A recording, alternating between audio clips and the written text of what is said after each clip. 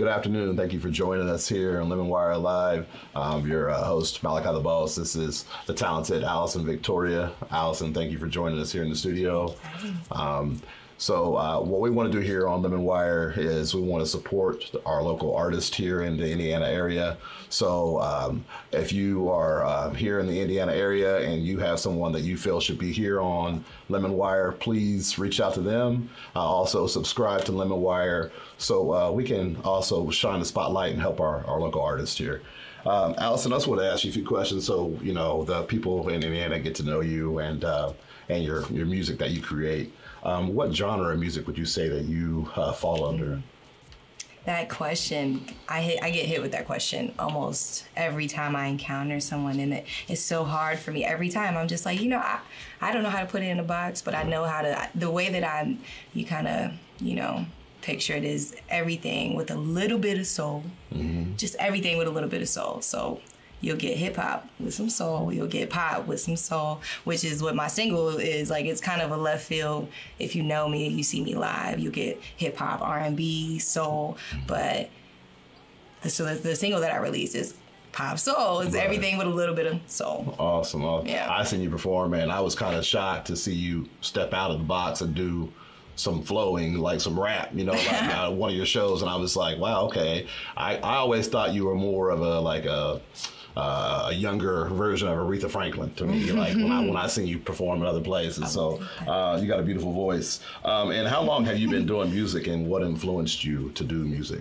I've been singing my whole life. I remember fake singing when I was younger because it was like something I noticed I was embarrassed by. And then when I got a little bit older, maybe elementary, I did not want to sing. You could not get it out of me. Right. When I was by myself, I was going in, and I realized that, I have something. So by high school, I had to find a way to share it. And so I did little programs here and there, but I never truly pursued it until 3 years after high school, where I really dove into the open mic scene in Indianapolis. And I was like, wow.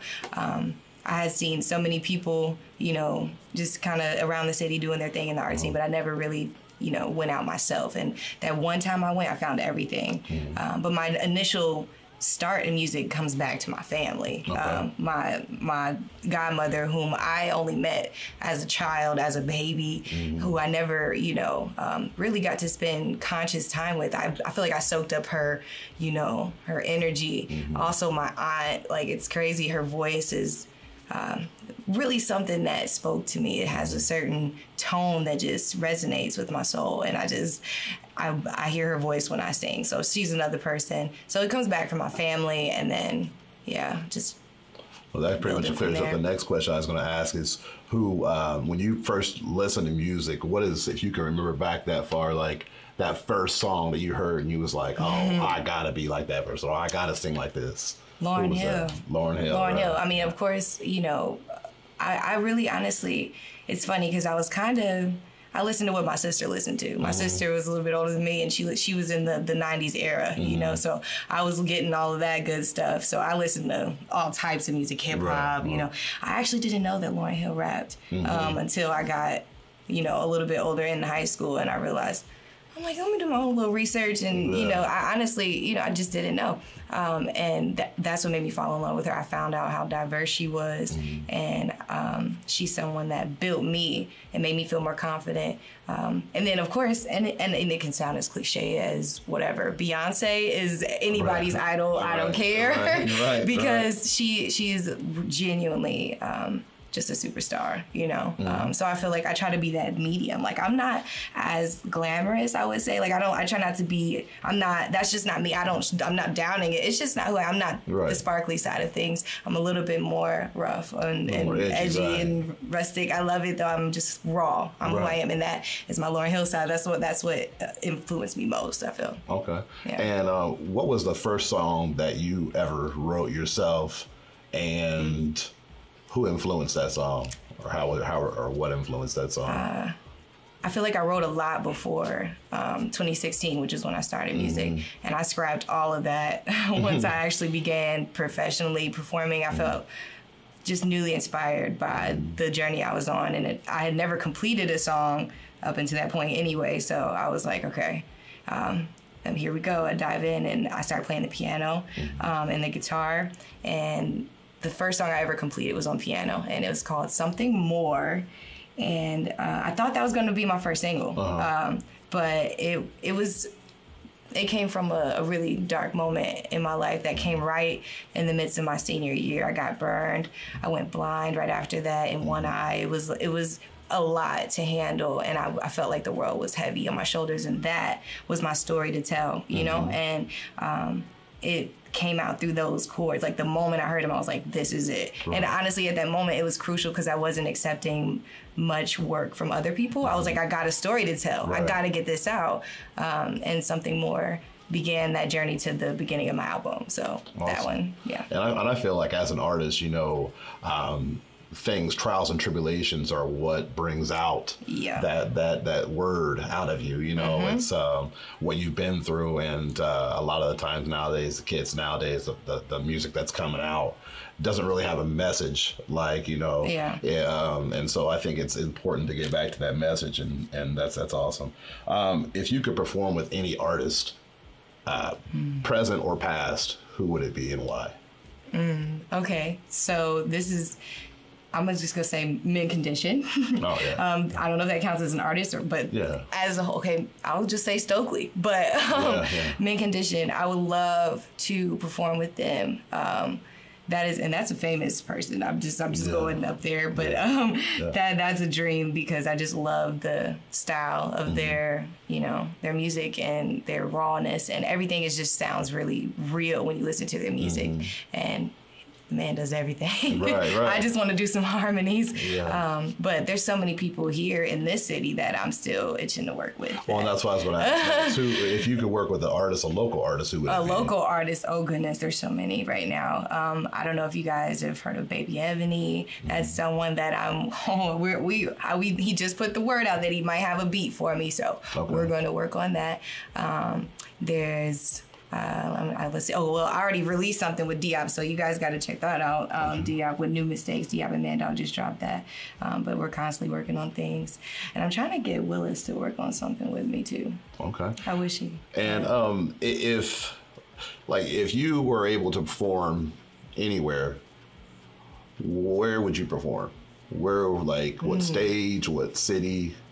Wow. I feel like I love being out in the open somewhere random. You know, I'm not hard to please. I don't really have a stadium where I'm like, ooh, I want to be in that stadium. Sell that out, right? Yeah. I've never really, I'm just like, I want to reach the most people, on even if they can't, stay on almost, I don't know, somewhere on a sidewalk in New York. You know what I mean? Right. Somewhere on the sidewalk. And it's just the most busy place in a busy city. That would be a dream.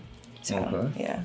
All right, and my question is also, if you see yourself in 5 years, when you see yourself in 5 years, where do you see yourself being as far as the music scene?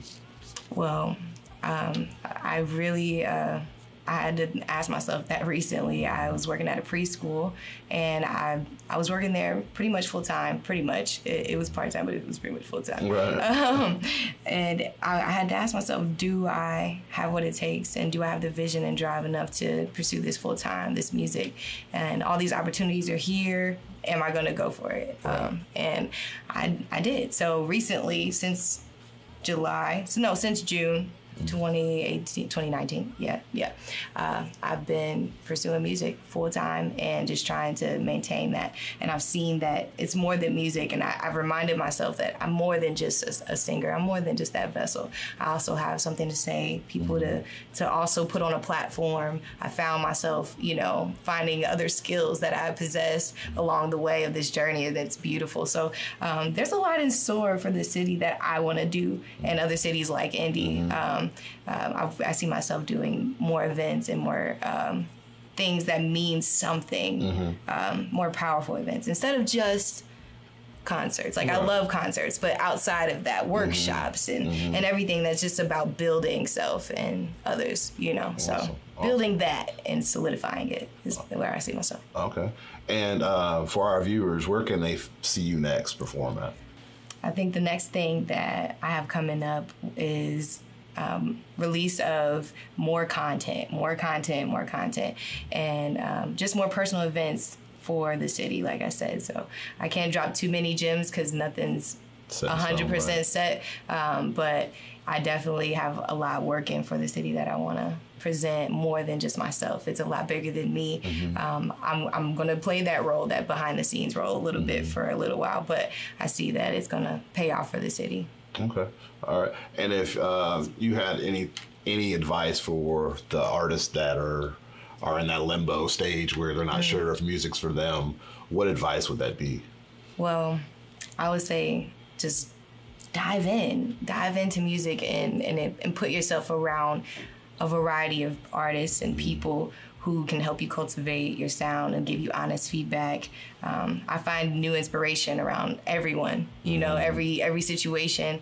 And if you're doubting your ability, everything's up and down. The most talented person has their up and downs. And as an artist, you have to accept them and you have to go through them and find the lessons in that, because those dark moments, those blocks, create the next moment. It's just that stepping stone, so.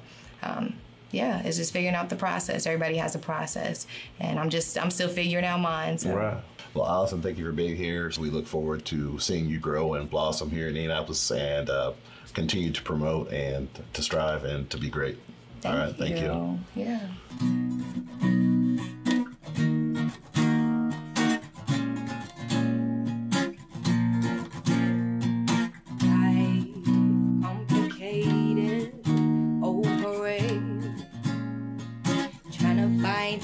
As to why I cry, why I try.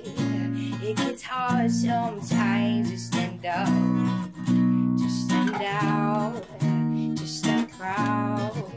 Finding need to go out, but I smile. To tell myself, think for myself, and no one else. What I feel. What a feeling, what a feeling to let go.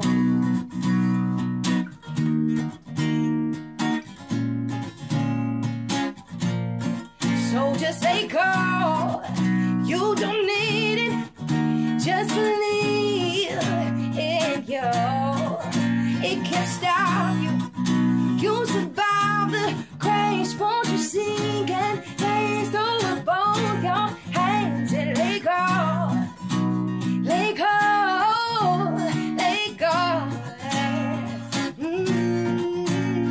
let go, let go, let go. And listen, it feels so good to be free. I'm finally doing me, and ain't no stopping this train. Come on, sun or cold rain, I'm feeling good in my skin. I found the light from within, and I've been losing some friends. Can't please everybody. I'm feeling lighter these days. I feel the sun on my face. If nothing else, I'm grateful for all the things I'm made for. Well, you can't break my smile. I learned how to stand around. I had to be myself and learn how to let go. Let go. Let go.